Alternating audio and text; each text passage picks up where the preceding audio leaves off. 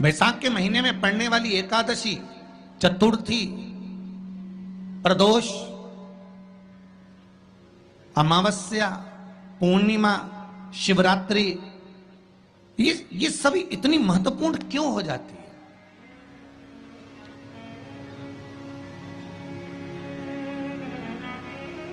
इसकी महत्वता इतनी प्रबल क्यों हो जाती है?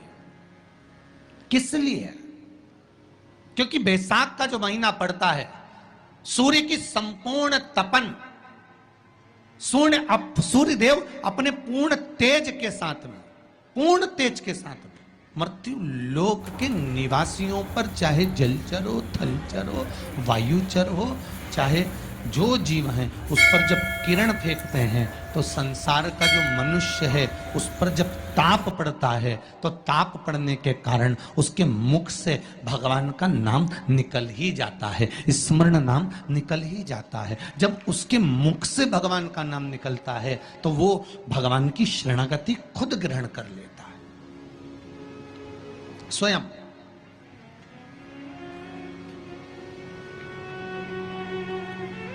शरणागति ग्रहण कर लेना। बैसाख की पोथी पढ़ते हो आप लोग?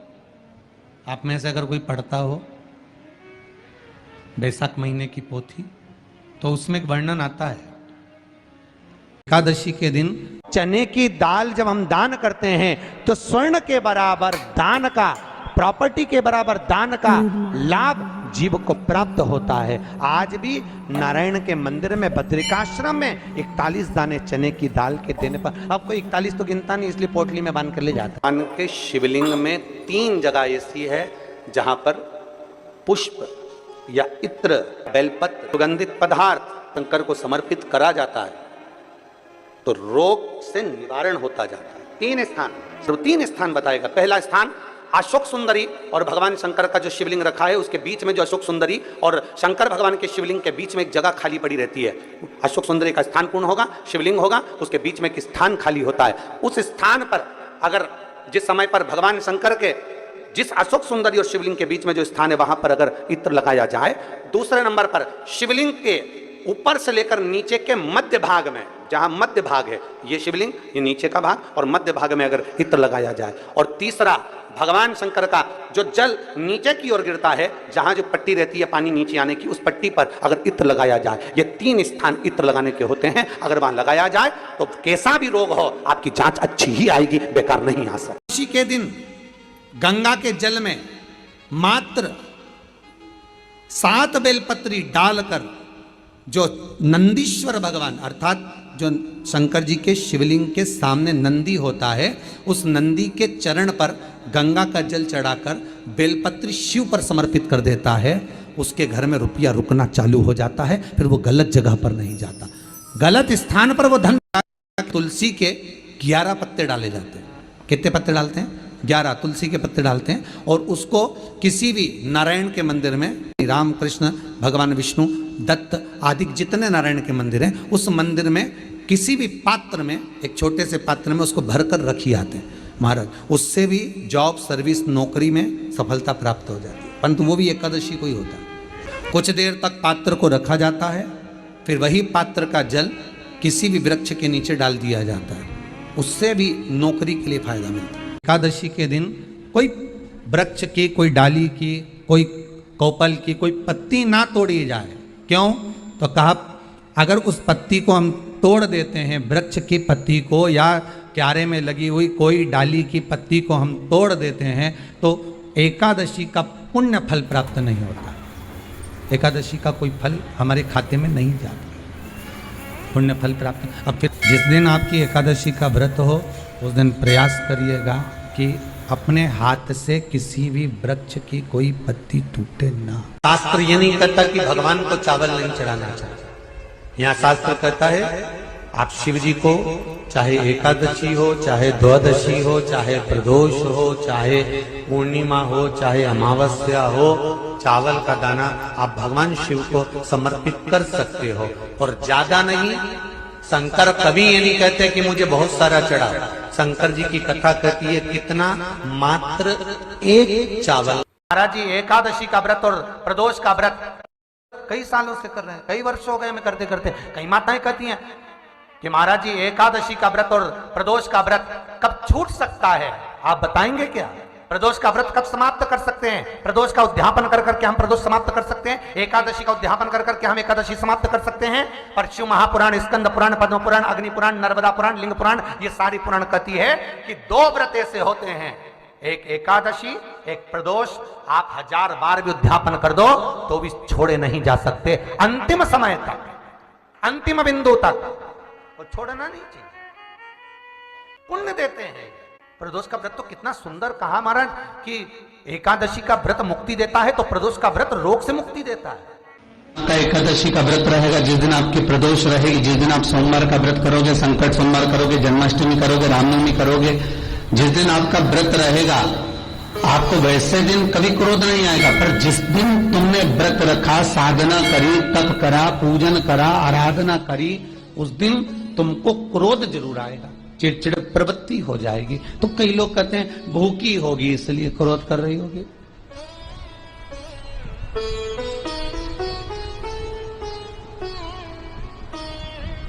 कई लोग कहते हैं कि भूख लग रही होगी इसलिए चिड़चिड़ प्रवृत्ति हो गई होगी। नहीं नहीं भाई, भूख से उसका कोई ताल्लुक नहीं है, क्योंकि रोज कोई जरूरी है कि वो इतना खाती हो कि नहीं खाती हो। कभी कभी तो दिन भर भूखी रह जाए तो भी क्रोध नहीं आता। उसका कारण केवल इतना सा है कि उसका जो भजन का तेज पुंज है, उसके भजन का जो तप साधना है, वो इतनी प्रबल हो जाती है कि देवताओं को, इंद्र को बोलना पड़ता है कि इंद्र इसने 16 सोमवार कर लिए, इंद्र इसने मंगलवार कर लिए, इंद्र इसने ये व्रत पूरे कर लिए, और अगर इसके व्रत ये पूरे हो जाएंगे तो वर देने के लिए जाना पड़ेगा।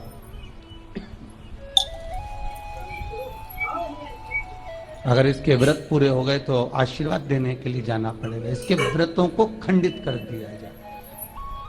तो व्रत को खंडित करने का सबसे सुंदर तरीका देवताओं के पास है कि जिस दिन व्रत हो, 2-3 व्रत अच्छे निकलते हैं और एक व्रत में इतना क्रोध आ जाता है कि सारा करा धरा पानी फिर जाता है।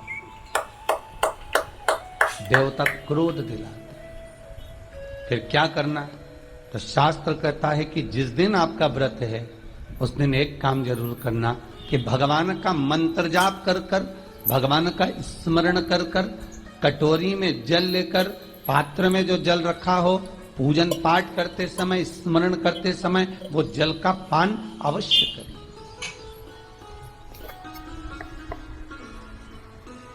उस जल का पान अवश्य करें, उस जल को अवश्य करें।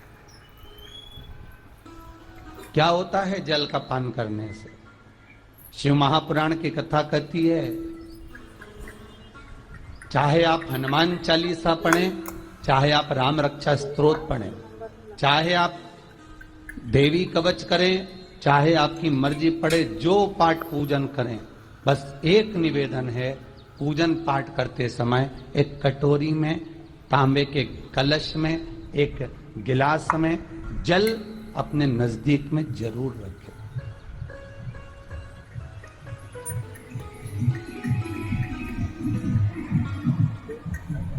क्या होगा उससे? आप जितना पाठ करेंगे, आप जितना पूजन कर रहे हैं, आप जितनी आराधना कर रहे हैं, आप जितनी साधना कर रहे हैं, आप जितना तप कर रहे हैं, आप जितना हनुमान चालीसा, दुर्गा चालीसा, राम रक्षा स्तोत्र, यमुना अष्टक, गोवर्धन चालीसा, जो भी आप जप रहे हैं, जो भी आप सर्वोत्तम जी का पाठ करें, आप जिस भी पाठ को कर रहे हैं, उस पाठ को करते समय अगर जल तुम्हारे पास में रखा हुआ है तो तुमने जब पाठ किया तो उसका जो तात्विक अंश है वो जल के अंदर जाएगा, और वो जल जब हम ग्रहण करेंगे तो दशमी, 11 और द्वादशी, दशमी, एकादशी और द्वादशी। एकादशी का व्रत, दशमी की रात्रि को जो आप भोजन करें वो सात्विक करें, एकादशी के दिन भोजन ना करें, अन्न का भाग ग्रहण ना करें, अन्न का भाग ग्रहण ना करें।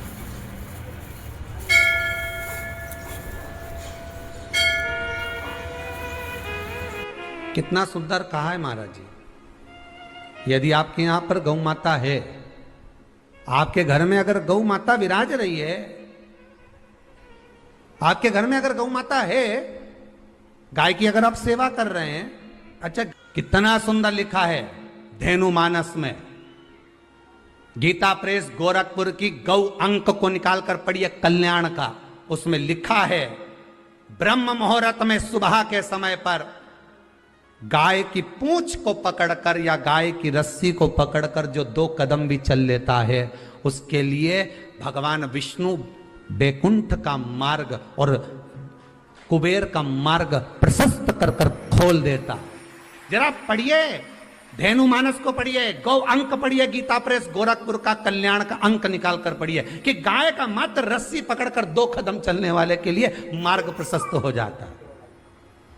एकादशी के दिन अगर आपका व्रत है तो आप भूलवश भी डब्बे में रखी हुई रोटी गाय को ना देते हुए कुछ थोड़ा सा फलहार, कोई केला, कोई सेब, जो आप खाते हो, अंगूर, पपीता, जो आप ग्रहण कर रहे हो, उसका थोड़ा सा भाग आप गाय को प्रदान करो, आप गाय को दीजिए।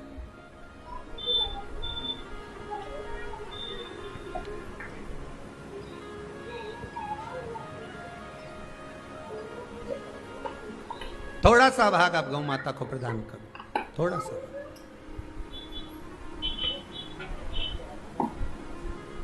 सारे व्रतों में केवल एक व्रत ऐसा होता है एकादशी का, जिसका उद्यापन पहली एकादशी पर भी कर सकते हो। सारे उद्यापन में केवल एक उद्यापन ऐसा होता है, सारे व्रतों में एक व्रत का उद्यापन ऐसा होता है, वो है एकादशी का। ये जरूरी नहीं कि 26 पूरी होगी तभी तुम करोगे, या तो पहली में कर लो या फिर 26 पूरी हो तब कर। पर उद्यापन अगर तुमको ऐसा लगे कि हाँ मैं अभी तो जीऊंगी हो, अभी तुम्हारा बाल भी धोला नहीं हुआ, तुमको ऐसा लगे तो अभी तो मैं तो बढ़िया, तो फिर भले मत करो। पर एकादशी का नियम कह रहा है, एकादशी का यहाँ 18 नियम में से एक नियम कह रहा है कि एकादशी का उद्यापन पहली एकादशी पर भी हो सकता है, पहली पर भी कर सकते, फिर तुम्हारा मन पड़े तब। क्यों? तो पहली पर करने से क्या फल मिलेगा? तो एकादशी की नियमावली कहती है, अगर मान लो आपने पहली एकादशी पर भी उद्यापन कर लिया, इसके बाद में जितनी एकादशी करोगे वो सारी तुम्हारे खाते में जुड़ती जाएगी। मतलब बैंक में खाता खोल लो, ठीक है, खाता खोल लिया, अब जितना कमाता जाओगा उसमें डालते जाओ, जितनी कमाई करके लाओगे उसमें जमा करते जाओ। एकादशी एक बार उद्यापन पहले में भी हो गया तो बाकी का पुण्य तुम्हारे खाते में आ जाएगा, उसका पुण्य। एकादशी का उद्यापन बड़े महीने में माघ शुक्ल एकादशी के दिन, माघ का महीना हो, शुक्ल पक्ष की, जम के बोलिए एकादशी हो, प्रयास करना कि आप उद्यापन करें, भले 5, 10, 11, 12 जितनी एकादशी हो जाए, 26 हो जाए तो ज़्यादा अच्छी है, नहीं तो आप करें तो माघ महीने की शुक्ल पक्ष की एकादशी के दिन आप उद्यापन करें, प्रयासरत करें, प्रयास। बड़े महीने के अंतर्गत जो उद्यापन, हाँ चतुर्मास के अंतर्गत उद्यापन नहीं होता एकादशी का, बहुत ध्यान दीजिए हमारा। ये जो सावन भादो कुंवर कार्तिक जो 4 महीना होते हैं भगवान के शयन करने के, इसके अंतर्गत एकादशी का उद्यापन नहीं होता, और इसके अंतर्गत उद्यापन करना भी नहीं चाहिए एकादशी हमारा। एकादशी का उद्यापन माघ महीने की शुक्ल पक्ष की एकादशी के दिन आप बहुत प्रेम से आनंद के साथ करिए महाराज। परंतु एकादशी के उद्यापन में सबसे ज्यादा अगर कुछ जरूरी होता है तो 24 तरह का नैवेद्य जरूरी होता है। कितने तरह का? 24 तरह का नैवेद्य। अब आप कहोगे गुरुजी उद्यापन हम कर रहे हैं एकादशी का, तो उसमें तो फलहार का हमें नैवेद्य बनाना चाहिए। तो फिर ये पुराण के अंतर्गत स्कंद पुराण में ये चीज लिखी है कि एकादशी का जब उद्यापन करते हैं तो 24 तरह का नैवेद्य बनाकर सिद्ध करते हैं। 24 तरह का नैवेद्य जान रख लेना, का हलवा बना लो, खीर बना लो, पूड़ी बना लो, सब्जी बना लो, पकोड़ा बना लो, भजिया बना लो, ऐसे 24 तरह का नैवेद्य अलग अलग चाहिए। पर लोग क्या करते हैं, खोपरा पाक बनवा लेते हैं 1-2 किलो और 24 जगह रख देते हैं। स्वीकृत नहीं है। 24 तरह का नैवेद्य रखा जाता है। महाराज एकादशी के दिन भगवान का पूजन का पूरी तैयारी कर कर मंडल आदि बनवाकर विद्वान ब्राह्मण को बुलाकर, कर्मकांडी ब्राह्मण को बुलाकर जो भगवत सेवा में एकादशी का उद्यापन कराए, उन ब्राह्मण के चरणों को नमन कर कर, प्रणाम कर कर एकादशी का पूजन करवाइए और उस मंडल की पूजन कराकर हवन द्वादशी को कराइए। एकादशी को हवन नहीं, एकादशी के उद्यापन का जो हवन होता है वो द्वादशी को।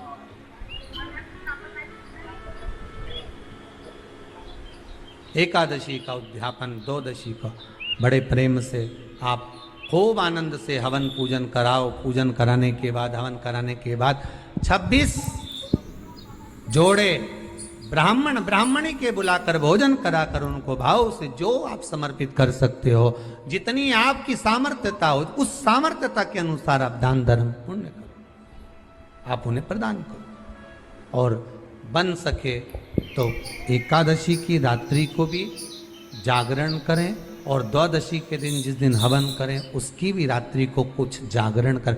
जागरण का मतलब पहले भी कथा में कहा, प्रदोष की कथा में वर्णन किया था। हम ये नहीं कहते कि तुम पूरी रात जगो, हमारा तो निवेदन है 15 मिनट का करो, आधे घंटे का करो, 20 मिनट का करो, पर रात्रि के समय थोड़ी देर अगर एकादशी का उद्यापन कर रहे हो तो जागरण थोड़ी सी देर अवश्य करें। नहीं कर सकते अकेले बैठकर राम नाम जप लें, भजन कर ले, पर करो।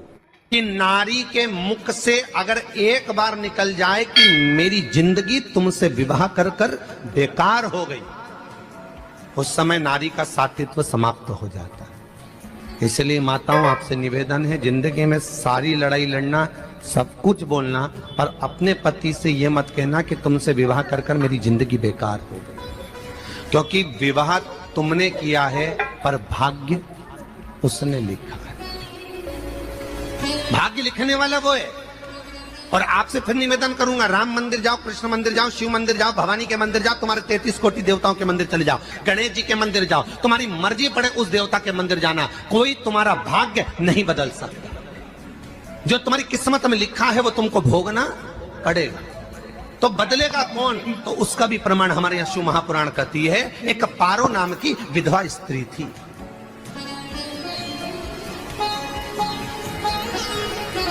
क्या नाम है उसका? नाम पारो। विधवा है, पति नहीं है, एक बेटा है। और विधवा स्त्री जो थी वो गर्भ से थी, उसका संतान नहीं हुई थी, पति मर गया था, वो गर्भावस्था में बेटा रह गया और पति चले गए। पारो बड़ी दुखी थी, भगवान का भजन करती बहुत, घर में कुछ भी नहीं था। जो व्यापारी जो धन था उसके पति का वो सब लोग खा गए। जब जैसे व्यक्ति जब तक जीवित है तब तक संसार उसका है, जैसे ही वो गया उसका सारा धन भी उसके साथ चला गया। व्यापार धन रो। पारो आंखों से अश्रु बहता है, नैनों से जल बहता है, नैनों से बिंदु बहता है। और पारो की आंखों से जब आंसू बह रहा है, अश्रु निकल रहा है, जल बह रहा है। बेटे को जन्म दिया, उसने सोचा अपनी जिंदगी तो बेकार हो गई, पर बेटा जन्म लिया तो इसका नाम अच्छा रख दूं तो हो सकता है भाग्य आगे अच्छा हो। तो उसने उसका नाम भाग्य सिंह रख दिया। क्या नाम रखा? भाग्य सिंह। भाग्य अच्छा रहेगा इसका, तो हो सकता है कुछ अच्छा कर ले। पर बेटे की भी किस्मत इतनी प्रबल नहीं है। माँ जगह जगह बर्तन मांझ कर काम कर कर बच्चे का पालन कर ली। बच्चा थोड़ा बड़ा हुआ, माँ मेरे सारे मित्र सेठ हैं, अब मेरा ही किस्मत, मेरा ही भाग्य ऐसा क्यों है? मेरी ही किस्मत ऐसी क्यों है ऐसा?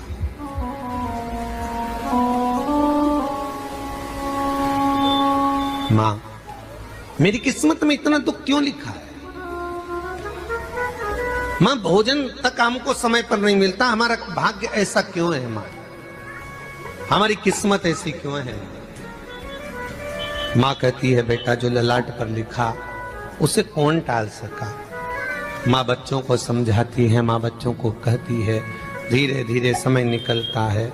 मां, एक बार बता मां, तू कहती है कि सब भगवान ने लिखा है भाग्य में, तो भगवान कहाँ मिलेगा मुझे बता दे। मां बोलती है, ऐसी कोई जगह नहीं जहां भगवान नहीं। वन में मिलेगा? हाँ मिलेगा। मां का कहना मानकर भाग्य सिंह वन में चले गया और घने जंगल में भाग्य जब गया भाग्य सिंह, और घने जंगल में जब पहुंच गया, ढूंढते ढूंढते ढूंढते ढूंढते ढूंढते तो भी भगवान, तो भगवान की छाया तक नहीं मिली। भगवान की छाया, आंखों में जल भर गया, बेहोश होकर गिर गया। शाम का समय था, विष्णु और लक्ष्मी निकल कर जा रहे थे। लक्ष्मी और विष्णु जाते जाते उसको देखकर रूप बदल के उसके पास गए। बेटा, आपका नाम क्या है? हमारा नाम भाग्य सिंह है। कहाँ जा रहे हो? भगवान से मिलना है हमको। क्या काम है तुम्हें भगवान से? भगवान से पूछना है कि मेरी किस्मत ऐसी क्यों बनाई, मेरी किस्मत में गरीबी क्यों लिखी, मेरे भाग्य में इतना दुख क्यों लिखा। मुझे भगवान से पूछना है कि मेरी किस्मत ऐसी क्यों बनाई, मेरी किस्मत में इतना दुख क्यों लिखा। इतनी तो भगवान बोले, ये तो देखो भाग्य भाग्य की बात है, सबके भाग्य में अलग अलग होता है। नहीं नहीं, मुझे भगवान से पूछना। तो हुआ क्या? मैं बहुत गरीब हूं, मैं बहुत दुखी हूं, भगवान से प्रार्थना है कि मुझे कुछ मेरी जिंदगी का अच्छा कार्य कर दीजिए। लक्ष्मी जी को दया आ गई, नारायण से बोले, प्रभु इसको कुछ दे दो, थोड़ा सा इसके ऊपर कृपा कर दो। नारायण बोले, इसके भाग्य में नहीं है लक्ष्मी, इसके भाग्य में नहीं है लक्ष्मी। लक्ष्मी मैं दे भी दूंगा तो इसकी किस्मत में नहीं है। लक्ष्मी कहती है, आपका काम देने का है, आप तो दो। भगवान ने कहा, लक्ष्मी नहीं है भाग्य में, तुम तो दे दो। लक्ष्मी जी के कहने पर नारायण ने उसको एक हीरे का हार दे दिया। ले, ये ले हीरे का हार। वो प्रसन्न हो गया, हीरे का हार मिल गया। और हार लेकर वो चला, और चलते चलते उसने सोचा मेरी मम्मी को दूंगा, मेरी माता को दूंगा, माँ बड़ी प्रसन्न हो जाएगी। हीरे का हार लेकर जा रहा था। हार ले जाते उसको रास्ते में, इतने में उसको तुरंत उसी समय पर कहीं सोचाधिक कर्म के लिए जाना पड़ा। उसने सोचा, इस हार को इस पत्थर पर रख देता हूं, अभी आऊंगा वापिस इस हार को उठाकर घर लेकर चले जाऊंगा। और सोचाधिक कर्म के लिए वो चल दिया। गया, हाथ धोकर आया, इतने में चील उड़ती उड़ती आई, उसका हार लेकर चली गई। आके रोने लगा। माँ को जाकर कहा, माँ किस्मत तो देख, इतना जोरदार हार मिला था हीरे का, पर भाग्य में नहीं था, नहीं मिला। इतने में वो रोता रोता तुरंत फिर भगवान के पास गया। रोता बिलखता फिर पहुंच गया वन के अंदर, फिर भगवान मिले। भगवान ने पूछा, अब क्या हुआ? प्रभु मेरा हार तो वो हीरे का, मेरा हीरे का हार ले गई चील। भगवान बोले, देख भैया, हम तो तेरी किस्मत में था, वो कर दिया, अब आगे तू एक काम कर, ब्रह्मा जी से जाके मिल। ब्रह्मा जी कहाँ मिलेंगे? यहां से आगे जा, ब्रह्मा मिल जाए। ब्रह्मा के पास गए। ब्रह्मा जी ने कहा, क्या हुआ? ब्रह्मा जी, मेरे भाग्य में गरीबी लिखी है, कुछ अच्छा कर दीजिए।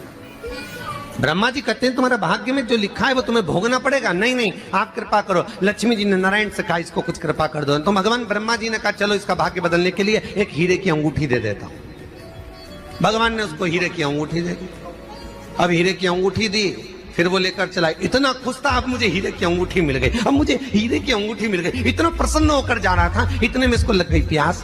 इसने सोचा पानी पी लूं। पानी पीने के लिए इसने मुंह को करा नीचे, जेब में रखी थी अंगूठी, वो पानी में लुढ़क गई। लुढ़कते से एक मछली निगल गई, अंगूठी भी हाथ से। देखिए, कोई कितना भी साथ दे दे, पर भाग्य में अगर सुख लिखा होगा तो वो अपने आप मिलेगा नहीं। फिर आया, फिर मां से कहा, मां ऐसा हो। मां ने कहा, चल जाने दे, तू रोज रोज बहाना बना के चले जाता है, दिन भर इधर उधर घूमता रहता है, शाम को आता है और बहाने बना के कहाँ की स्टोरी सुनाता रहता है। ना जाने कहां कहां की कहानियां सुनाता रहता है। चल काम पे जा, कुछ काम कर तो भाग्य बदलेगा। नहीं नहीं मां, मैं सत्य बोल रहा हूं, नहीं माना। फिर चले गया। नारायण ने कहा एक काम करो, अब तुम शंकर जी के पास जाओ। शिव जी के पास गए। भोलेनाथ जी ने उसको हीरे की पोटली दे दी।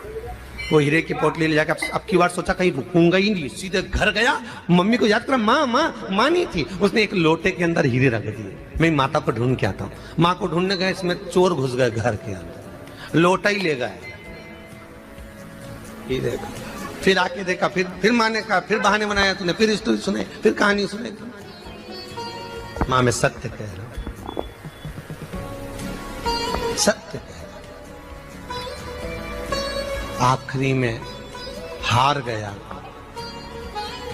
फिर भगवान विष्णु और ब्रह्मा ने एक ही बात कही, तू शंकर के मंदिर की चौखट पर जा। वहां क्या करना पड़ेगा मुझे? कुछ मत करना, केवल उसकी चौखट पर जाकर उसका दीदार करना, उसका दर्शन करना। उससे क्या होगा? भगवान विष्णु और ब्रह्मा कहते हैं 33 कोटि देवताओं के पास जाएगा तो कुछ नहीं होने वाला, पर शंकर के दरवाजे पर भाग्य देवी रोज प्रतिदिन झाड़ू लगाती है।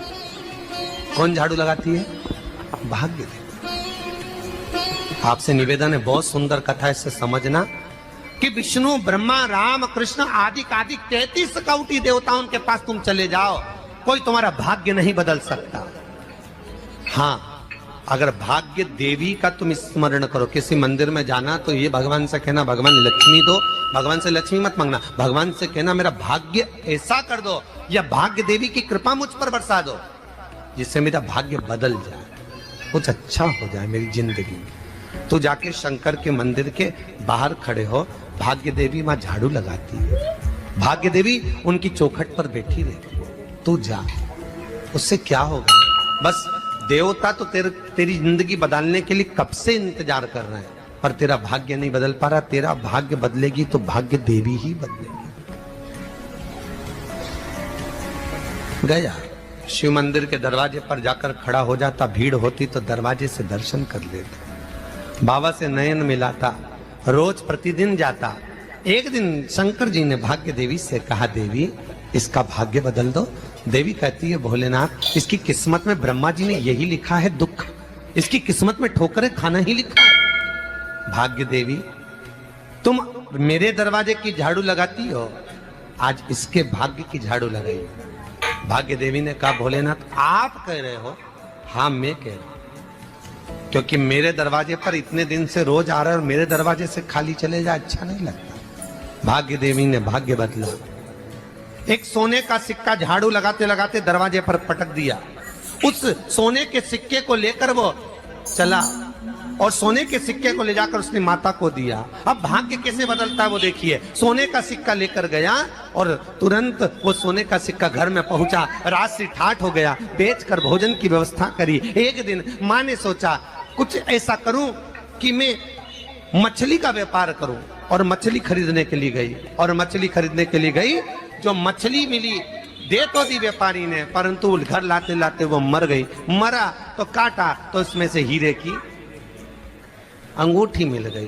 अंगूठी तो मिली, इतने में माँ ने कहा देखो भगवान ने बड़ी कृपा करी, हीरे की अंगूठी मिली। बेटे ने कहा ये मेरी ही अंगूठी है। मछली निगल गई थी। माँ ने कहा बेटा जाओ, थोड़ा आज ब्राह्मण भोजन करने आएंगे, थोड़ी लकड़ी काट कर लिया। बेटा लकड़ी काटने गया, एक पेड़ पर, सूखे पेड़ पर चढ़ा लकड़ी काटने के लिए। काटते काटते उसको पेड़ की डाली पे एक हार टंगा हुआ दिख गया।